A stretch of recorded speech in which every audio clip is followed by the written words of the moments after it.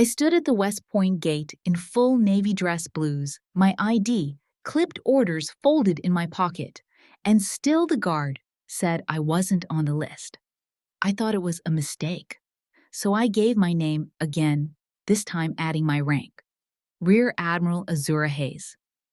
The soldier hesitated. Then he checked again, leaned over, and whispered like he was embarrassed for me. "Ma'am, I was told to only admit immediate family." I looked past him. That's when the black SUV pulled up. My parents stepped out first, my father straightening his tie like the proud patriarch. My mother in pearls. Then came my brother Jackson, in his crisp white army uniform rows of shiny ribbons flanked by photographers. He saw me. He saw I'd been stopped. He walked right up and said loud enough for everyone to hear, "She's not really military. She just works in some data office at the Pentagon. Let her in if you want a lecture, not a war story." People laughed. Even the guard smirked. And my father, he looked the other way. My mother pretended to check her phone.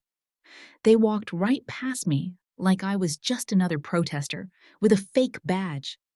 I turned around. I left. But they didn't know one thing. The night before that ceremony, I had coordinated a naval rescue that pulled 12 hostages off a hijacked oil rig in the Gulf. One of them, a soldier Jackson had served with. He was alive because of me. So when the last name was called on stage that day and Twung Harper walked up with a sealed citation, no one expected what came next. He took the mic, looked out at the crowd, and said, "Ladies and gentlemen, it is my honor to recognize Rear Admiral Azura Hayes for an act of service that saved American lives, including one from this very academy." The auditorium froze. Jackson's smile vanished. My mother sat down. My father dropped his program. Harper turned to me. "Welcome, Admiral Hayes. Before I share my story, I want to know you're really here with me. My name is Azura Hayes, and I've waited a long time to be heard. Just say, listening in the comments, or tell me where you're watching from. And if you felt that moment deep in your chest, hit subscribe. Not for me, but for every woman who's ever been left off the list. Thank you. And now, let me tell you everything." The envelope sat on my kitchen counter for hours before I finally touched it. Thick, cream-colored, printed in serif gold classic Kane family. Inside, a formal invitation to my younger brother Jackson's graduation ceremony at West Point. The honored guest line listed my parents William and Eleanor Kane. My name wasn't there. I stared at the empty space like it had been carved out deliberately. Maybe it was an oversight. Or maybe it was another quiet reminder that I was never really part of that world, our family's perfectly starched military lineage where only blood, sweat, and medals counted. What I was never made the cut. 2 years ago, I'd stood in our family's estate in Colorado Springs, suffocating under the same invisible weight. We were throwing a party for Jackson, who had just received his acceptance into West Point. The house was packed with retired generals, old friends of my father from his Navy days, and neighbors who still spoke in call signs. The bourbon flowed like tap water, the air smelled of cigars and chest-beating pride, and the cake said it all. "Congratulations, future general." I arrived late, and not that anyone noticed. Still in my work clothes gray blazer, ID badge still clipped to my collar. I had something folded in my pocket just in case someone asked me what I'd been up to. That morning, my name had appeared in a small but notable segment of the national press. I'd been awarded a prestigious government science citation for developing a strategic data analysis platform used in cross-branch military intelligence. I had spent 3 years quietly working nights on the code behind it, scrubbing threat trajectories, running AI predictions, and making sure our people made it home alive.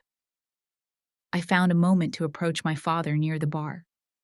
He was showing a group of guests one of Jackson's cadet profile photos. "I made this," I said quietly, unfolding the article from my pocket. He glanced down, eyebrows raised just a hair. Data stuff, he asked, already turning back to his friends. Good job. You always were organized. Dad, I started, but he was already launching into a story about Jackson's 5K runtime. My mother barely glanced at the article. Still haven't met a nice army boy yet. Uh-huh. I laughed awkwardly, the sound catching in my throat. They were being polite. Courteous, even. But I wasn't there for them. I was background a fixture, a sibling with no visible stripes on her shoulder. That night, I stood by the edge of the lawn watching Jackson pose with his cake and medals. Everyone called him Sir already. And me? I felt like a topographic map, detailed, layered, essential, but completely overlooked, unless there was a crisis. I never said a word about that night. I tucked the article back in my pocket, went home, and returned to work. No one asked what I was doing the next week, or the week after. But now, staring at the invitation that didn't include me, something inside me shifted. Maybe it was bitterness. Maybe it was defiance. Or maybe it was just enough. I was going, not to be seen, but to exist. And maybe that would be enough this time. The operation room was quiet, except for the hum of servers and the occasional clipped report over secure lines. I sat at my station, 4 monitors flickering in front of me, 3 communication channels active in my earpiece. Codename 006. That was me. No ribbons, no formal introduction. Just the person you called when 12 American lives were on the line in the middle of the Gulf of Mexico. Gulf Sentinel was live. An oil tanker had been hijacked. We had minimal satellite visuals and even less verified intel. The Navy had already deployed a special ops unit, and they were moving in fast. Too fast. As I scanned the heat maps, something struck me. There were irregular echoes, heat clusters, that didn't align with the hijacker count. I zoomed into the radar distortion. There was a secondary movement. A second wave masked in the signal wash of the ship's emergency channel. Call off the breach I ordered, now. The ops team lead's voice came through my headset, tight and incredulous. Negative. They're already mobilizing countdown at T-30. Override that order. Priority Alpha. Delay 30 seconds and pivot the breach vector. I said already sending satellite coordinates and thermal anomaly charts to support my claim. There was a long pause, then silence. The countdown stopped. 12 lives hung in that silence. 12 people who had no idea the plan they were executing had just been intercepted by an analyst behind a desk, reading radar ripples like a second language. Minutes later, the unit extracted safely. All hostiles neutralized. No casualties. Then came the Team Manifest standard protocol. I scanned it like always until a familiar name pulled me short. Clark. Clark had served under Jackson during their Okinawa deployment. He was one of the real soldiers, the ones who called me the Pentagon Princess during family barbecues. The ones who years ago had laughed when Jackson said I was probably organizing spreadsheets while the rest of us dodged mortars. I leaned back in my chair, exhaling. Tonight, I had saved a man who used to mock my job, a man my brother had once led. And Jackson had no idea. My phone buzzed. Jackson. Hope you're having fun in D.C. Don't work too hard crunching numbers. I stared at the screen fingers tightening around the device. Behind me, the wall-sized screen blinked red, with ongoing alerts threats I'd helped neutralize lives I'd indirectly preserved. But I couldn't text him back. I couldn't say I saved your friend tonight. I couldn't say I was the reason there wasn't a body bag sent to your old unit. Because everything I did was classified. Because silence was both my uniform and my prison. I remembered vividly the smirks at the dinner table. How Jackson once joked, if Azura ever gets deployed, they better bring enough staplers. Everyone had laughed, even my parents. But now, the world had tilted. I had done what I always did, worked in the shadows, moved pieces no one knew existed. Only this time, I wasn't content to disappear afterward. Maybe I wasn't part of their celebration. Maybe I never had been, but I just saved their idea of glory from turning into a memorial.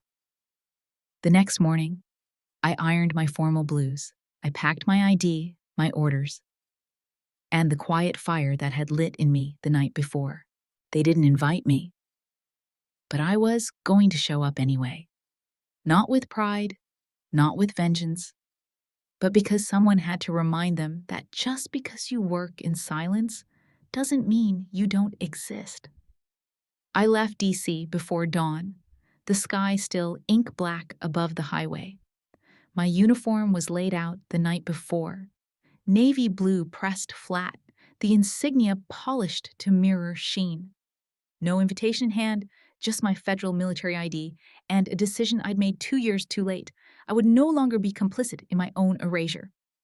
By the time I arrived at West Point, the sun had climbed just above the Hudson River, casting a solemn gold across the granite buildings.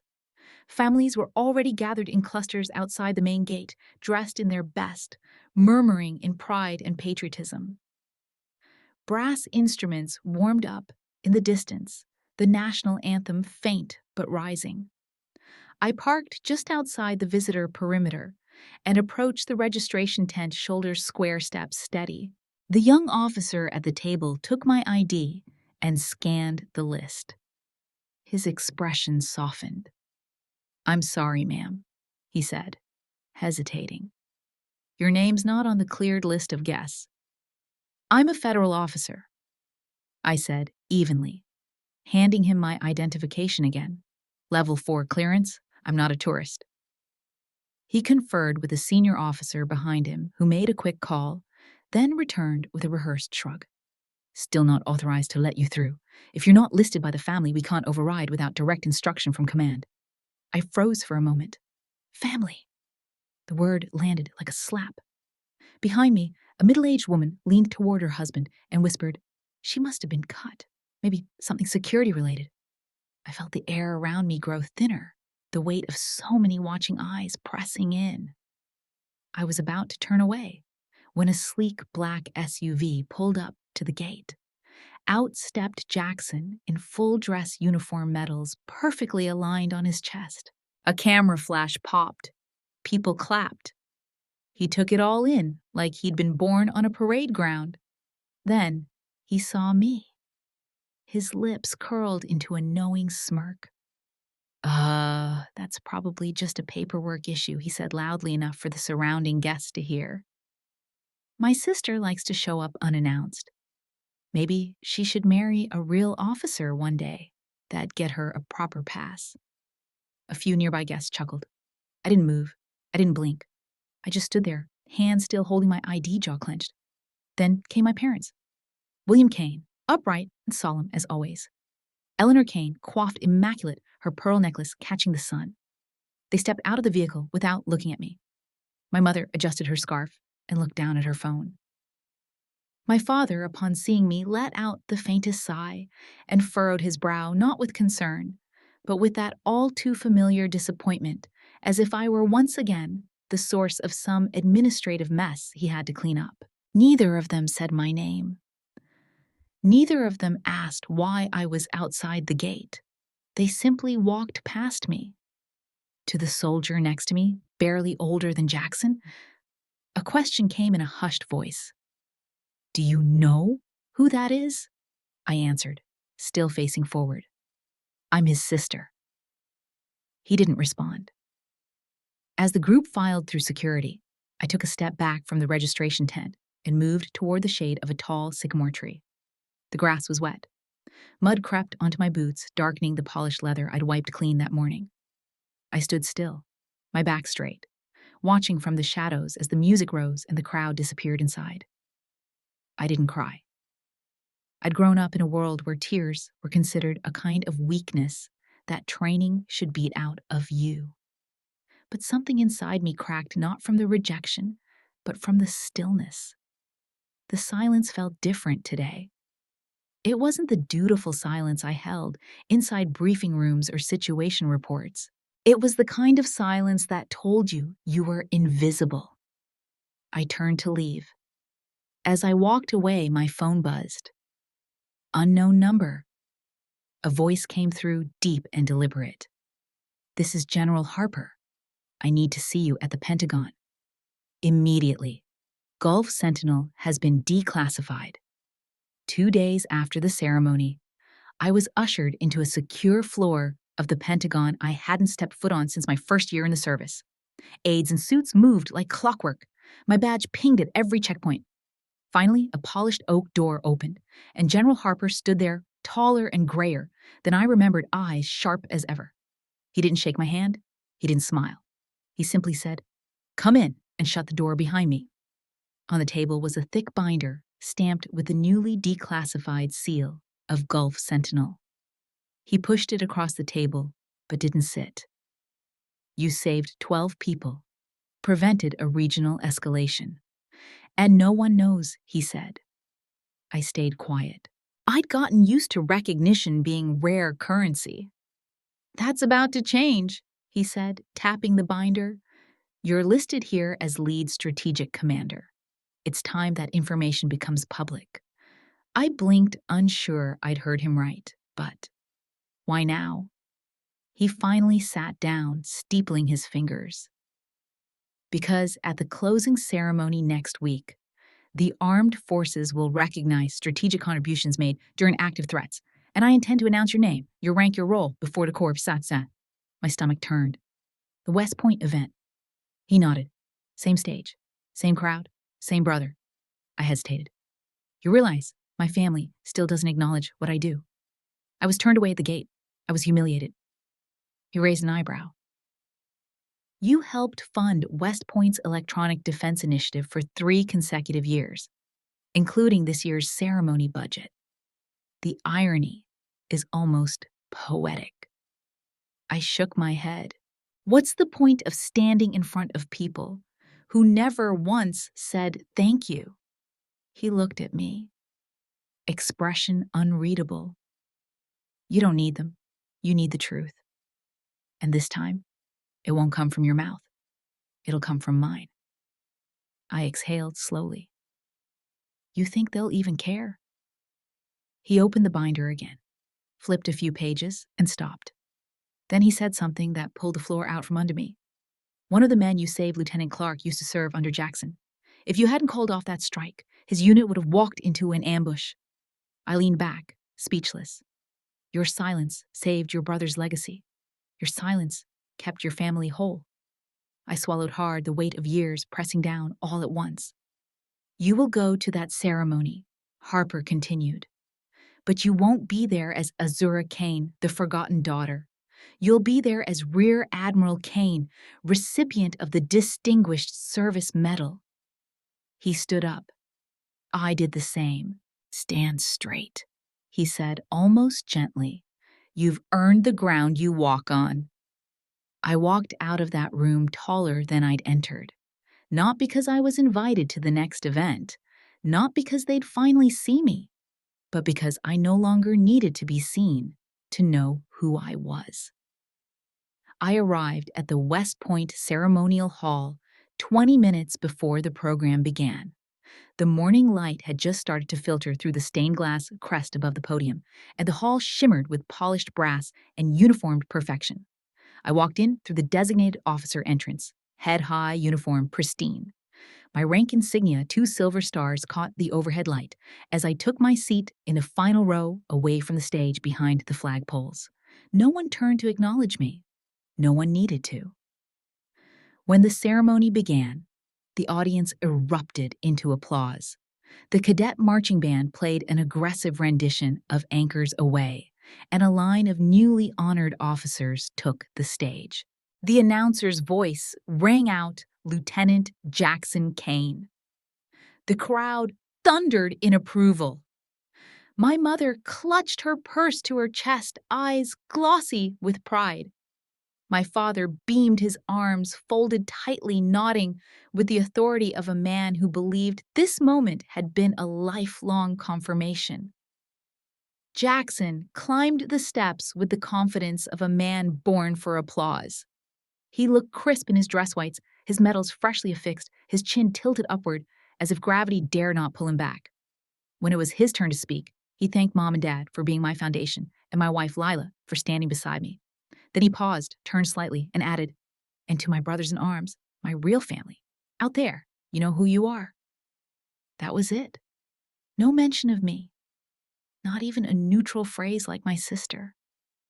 I had saved his former team from certain death, and he stood there, taking in the applause like he'd done it alone. A blade slid under the surface of my ribs, subtle but unforgiving. It didn't bleed, but it stung deep and slow. As the ceremony wound down, the master of ceremonies returned to the podium with a different tone in his voice. Ladies and gentlemen, we have a distinguished guest joining us today whose contribution to national security was until recently known only behind closed doors. Please welcome to the stage General Harper. All movement in the room stilled. Harper climbed the steps with a folder in one hand and a wooden box in the other. The room, once full of celebratory chatter, became reverently silent. He began. While many of you serve heroically on the front lines, there are those who operate behind them, often without recognition, without cameras, and without medals. But sometimes their decisions are the reason any of us are alive to be honored today. He turned slightly and looked down at me, the only person in the back row not yet standing. Rear Admiral Azura Kane, please join me on stage. I stood. The room shifted. Rows of officers turned whispers, starting and stopping mid-breath. I walked forward, my heels clicking against the marble floor, like gunfire in a chapel. Harper continued. Admiral Kane led the intelligence command behind Operation Gulf Sentinel. Her analysis and strategic pause saved 12 hostages, including a team of special operations personnel. One of those men once served under Lieutenant Jackson Kane. Without Admiral Kane's intervention, we would not be celebrating today, we would be mourning. The applause came like a flood. People stood. The same audience that had barely acknowledged me now erupted into claps and respectful nods. But as I stepped onto the stage, my eyes sought out only 3 faces. My father stared at the floor. My mother looked away. Jackson sat still, hands in his lap, refusing to move. Harper opened the box and affixed the Distinguished Service Medal to my chest. Welcome, Rear Admiral Kane, he said. As I saluted the crowd, I realized something vital. I no longer needed their approval. I didn't need a Kane to clap. I didn't need Jackson to say thank you. I didn't need my mother's eyes or my father's nod. What I needed was already pinned to my chest, etched into my file, and carried in the silence of the people I'd helped protect. That night, the reception buzzed with energy. Officers introduced themselves, young cadets asked for advice. Generals shook my hand. But when the music faded and the speeches ended, I slipped out alone. No message from my parents, nothing from Jackson. Back in my apartment, I opened my laptop to check a few files before bed. And there it was. A new email. No sender, no subject. Just a thread of screenshots. The first one opened with a sentence that stole the air from my lungs. She only got the medal because Harper likes her. The email was a fire I couldn't put out.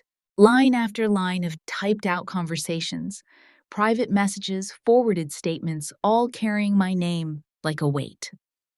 I scanned through them in stunned silence, each one dripping with sarcasm or suggestion. Some came from anonymous handles. Others were harder to ignore, names I recognized, including one from Jackson. His message read, "My sister's good at air conditioning. That's where she sits all day. But someone at the top clearly thinks she's metal material. Connections over competence, I guess." The humiliation wasn't loud.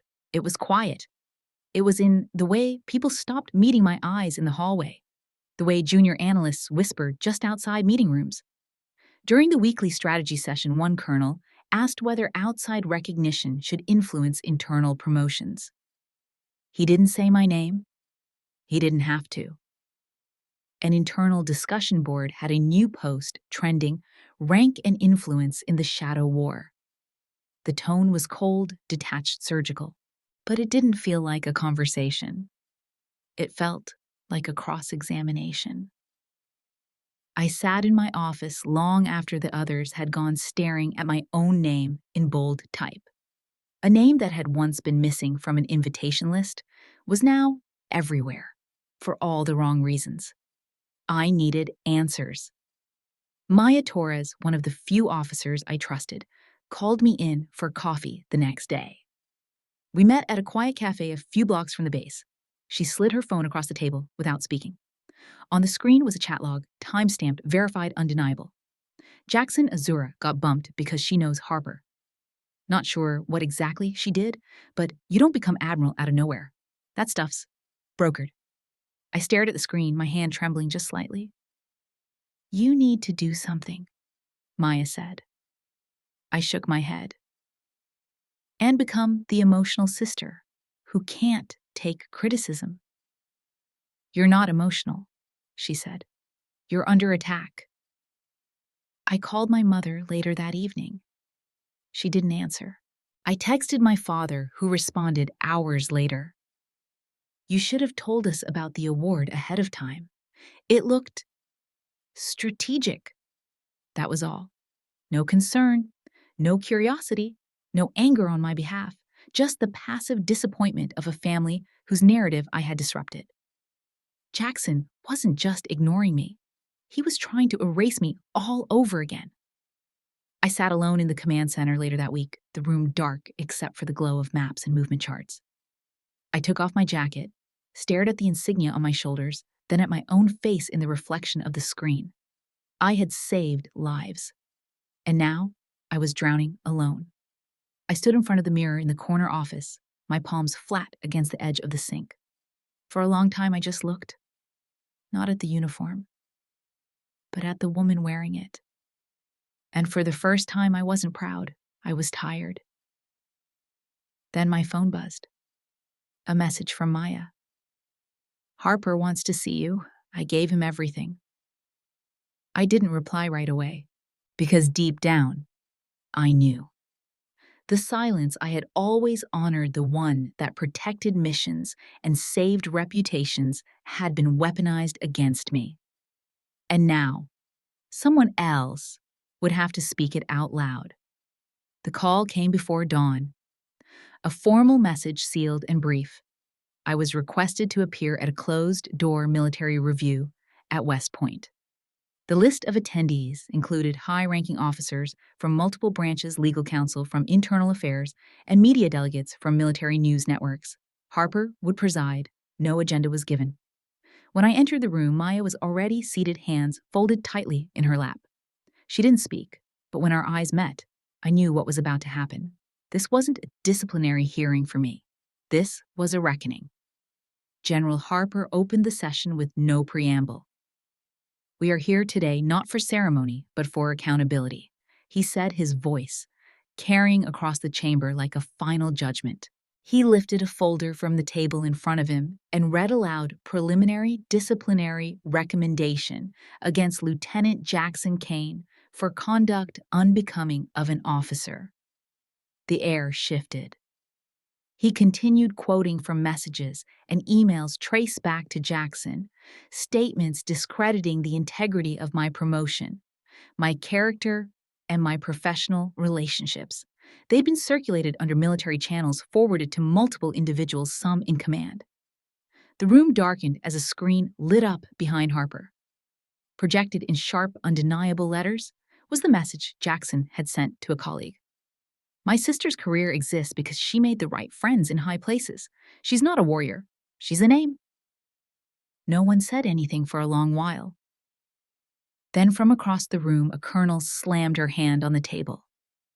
This isn't banter. This is sabotage. Others murmured in agreement.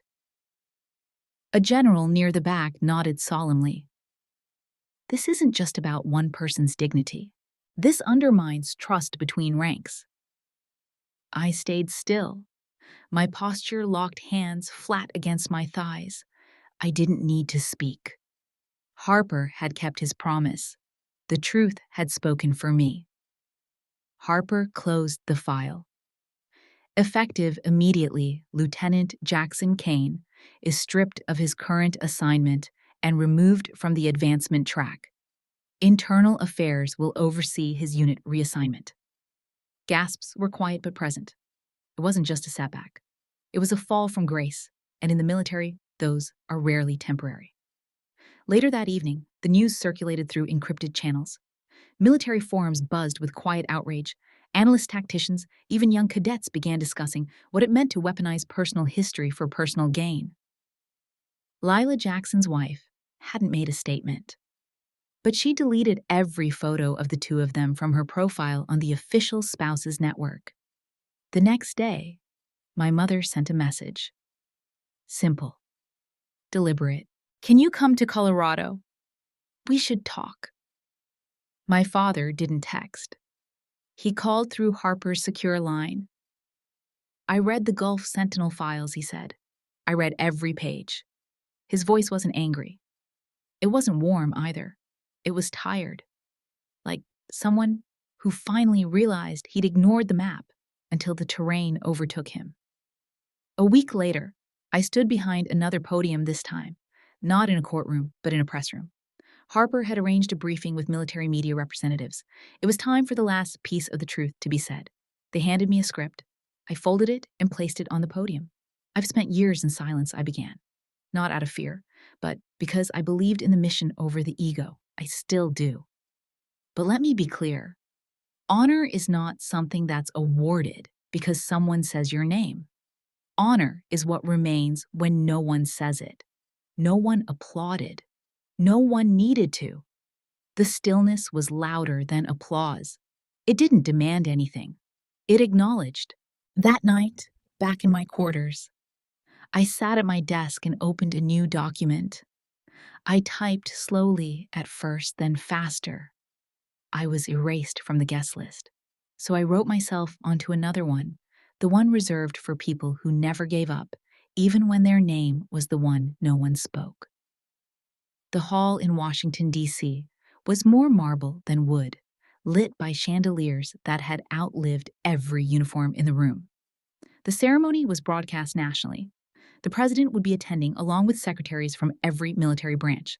I had rehearsed no words. I had packed no prepared statement. I walked past the rows of suited aides and officers, the ribbons glinting on their chests like medals on a war-torn map. This time, my name was not missing. It was on the agenda. It was in the program. It was on the lips of every attendee. Rear Admiral Azura Kane. They introduced me just after the citation of Operation Gulf Sentinel as a strategic success of the decade. I walked to the podium. 1,000 faces looked back at me, but I didn't search for any of them. I looked straight ahead. "I've spent most of my career doing work I couldn't talk about," I said. I didn't mind. I believed in silence. I believed in outcomes more than visibility. A pause. No script. Just memory. I didn't expect medals. I didn't need parades. But I did need to believe that integrity would hold its place when tested. And it did. I ended the speech with one final thought. Not everyone makes it onto the front lines. Not everyone gets their story told. But some of us, make sure the front lines never move. I received the medal from the president with a nod. No cameras were aimed at my expression. But I saw them in the corner of my eye, William and Eleanor Kane, seated toward the back. They did not rise during the presentation. But as I walked off stage, they stood. My father's eyes stayed on my shoulder, on the stars that had once meant nothing to him now, heavy with what he could no longer ignore. After the ceremony, a staffer handed me an envelope. No return name, no seal. Inside was a single sheet written in Jackson's handwriting. "Welcome, Rear Admiral Kane. I used to think you didn't deserve your rank, but I realize now it's me who didn't deserve to call myself your brother." The letter ended simply. "I don't expect your forgiveness. I only hope you know I'm learning how to be a soldier again." Weeks later, I returned to Colorado Springs. Alone this time, not by exclusion, but by choice.